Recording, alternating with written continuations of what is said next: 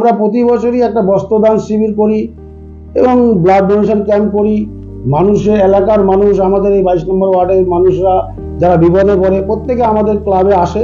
তা আমরা আমাদের ক্লাব থেকে যথাযথ সাহায্য করি এবং তাদের পাশে দাঁড়ানোর চেষ্টা করি এবং আগামী দিনে আমরা বিধায়কের নির্দেশে আরও তাদেরকে যেন পরিষেবা ভালোভাবে দিতে পারি সেই চেষ্টাটা আমরা করব।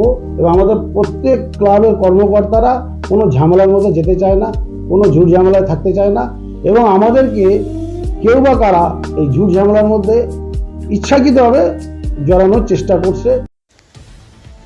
রায়গঞ্জের অন্যতম স্বনামধন্য একটি ক্লাবের দুর্গাপুজোর চাঁদা তোলার ভুয়ো রসিদকে ঘিরে চাঞ্চল্য ছড়ালো এলাকায়।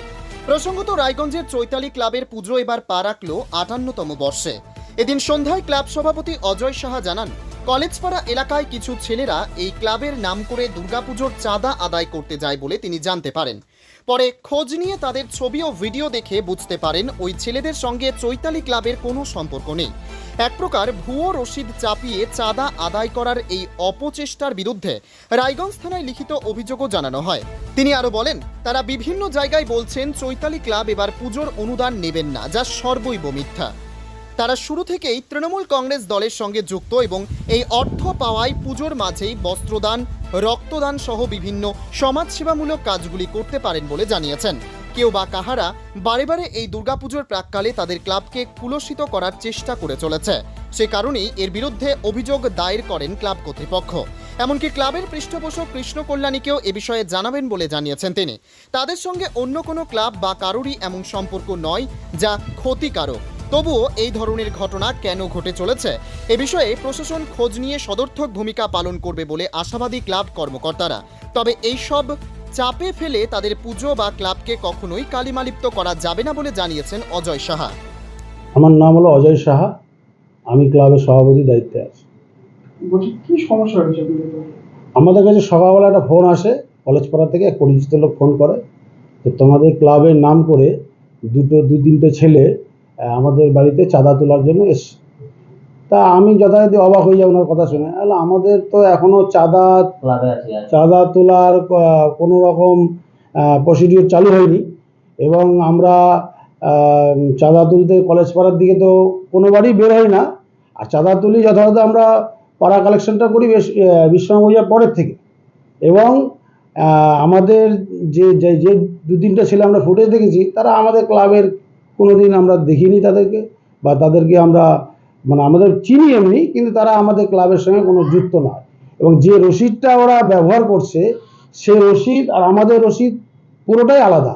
তারা একটা ভুয়ো রসিদ ছাপিয়ে এটা আমাদের ক্লাবকে বদনাম করার জন্য, যাতে আগামী দিনে আমরা প্রশাসনের কাছে, আমাদের অভিভাবক মাননীয় শ্রী কৃষ্ণ কল্যাণীর কাছে আমাদেরকে বদনাম করার জন্য তারা এরা চক্রান্ত করছে।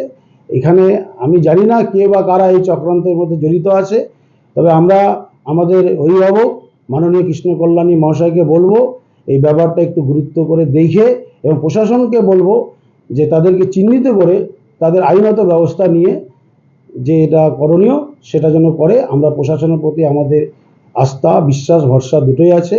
এবং আমরা চাঁদা কারো কাছে কোনো জুলুমবাজি বা কোনো রকম চাপ দিয়ে চাঁদা তোলা আমাদের কোনোদিন আমরা করিনি। আমাদের এবার 58তম বর্ষ, আমরা মানুষের চাঁদা মানুষের সহমতে নিই এবং যারা খুশি মনে যেটুকু দেয় সেইটুকুতে আমরা সন্তুষ্ট। এবং আরেকটা কথা আমাদের কানে এসছে, যেটা হলো আমরা নাকি পূজার অনুদান নেব না। এরা নাকি সেটা যেগুলো বাড়িতে গিয়েছিল সেগুলো বাড়িতে নাকি বলছে আমরা পূজার কোনো অনুদান নেব না।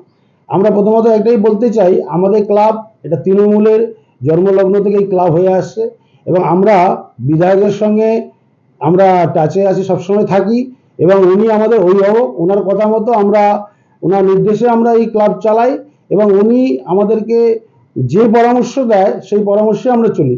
এবং আমরা তো কোনো প্রশ্নই নেই যে কাউকে কোনো জুলুমবাজি করে চাঁদা বা আমাদের এরিয়ার বাইরে কোথাও চাঁদা তোলা, এরকম আমাদের কোনো ব্যাপার নেই। আর আরেকটা কথা, যে আমরা চাঁদা তুলে মানুষের জন্য কাজ করি এবং আমরা প্রতি বছরই একটা বস্ত্রদান শিবির করি এবং ব্লাড ডোনেশন ক্যাম্প করি। মানুষের এলাকার মানুষ, আমাদের এই 22 নম্বর ওয়ার্ডের মানুষরা যারা বিপদে পড়ে প্রত্যেকে আমাদের ক্লাবে আসে।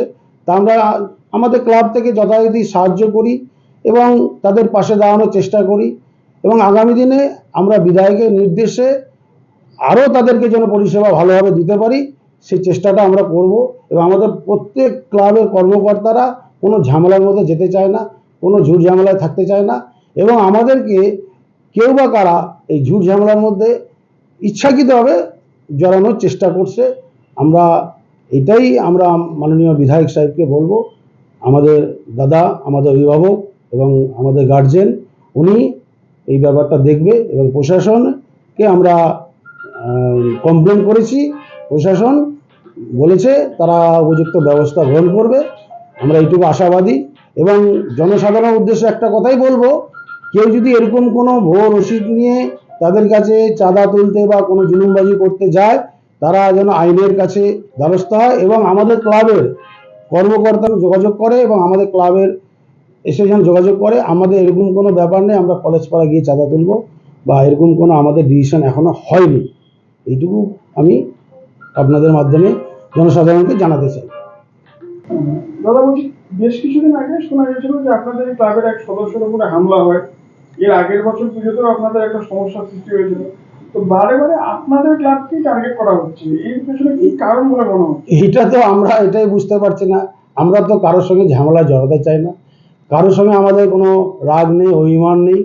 আমরা এই জিনিসটাই বুঝে উঠতে পারছি না আমরা কার বা কি ক্ষতি করেছি আমরা জানি না। আমরা ক্লাব চালাই মানুষের স্বার্থে।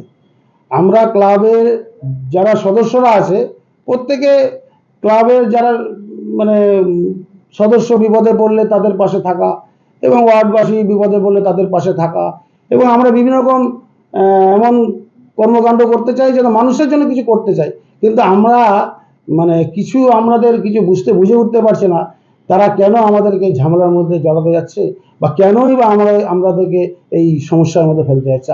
এটাই আমরা বুঝে উঠতে পারছি না। যাই হোক, আমরা আমাদের মাননীয় বিধায়ক কৃষ্ণ কল্যাণী মহাশয়কে জানিয়েছি, আবার সাক্ষাতে ওনাকে জানাবো। উনি আমাদের অভিভাবক, উনি আমাদেরকে যেভাবে নির্দেশ দিবে আমরা ঠিক সেইভাবে ওনার নির্দেশে আমরা পালন করব, এটাই আমরা আশা রাখছি। এটা কি আপনি বলছেন বিরোধী রাজনৈতিক দলগুলির চক্রান্ত হতে পারে? হতে পারে, আমরা তো ঠিক বুঝে উঠতে পারছি না কে বা কারা এরকম করছে। আমরা তো তাদেরকে চিহ্নিত করতে পারছি না, তবে কেন আমাদের উপর বারবার আক্রমণ হচ্ছে, বারবার আমাদের উপর কেন প্রেশার গেট হচ্ছে, এই জিনিসটা আমরা এখনো বুঝে উঠতে পারছি না। আমরা তো কারো ক্ষতি করিনি বা আমরা কারো ক্ষতি চাই না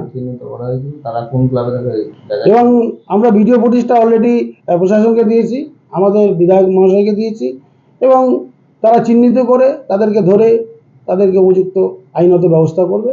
আমরা আইনের প্রতি আমাদের বিশ্বাস ভরসা দুটোই আছে। আগামী দিনে আমাদের বিধায়ক সাহেবের সঙ্গে দেখা করে উনি আমাদেরকে যে নির্দেশটা দিবে, যেভাবে চলতে বলবে আমরা ঠিক সেভাবেই চলব।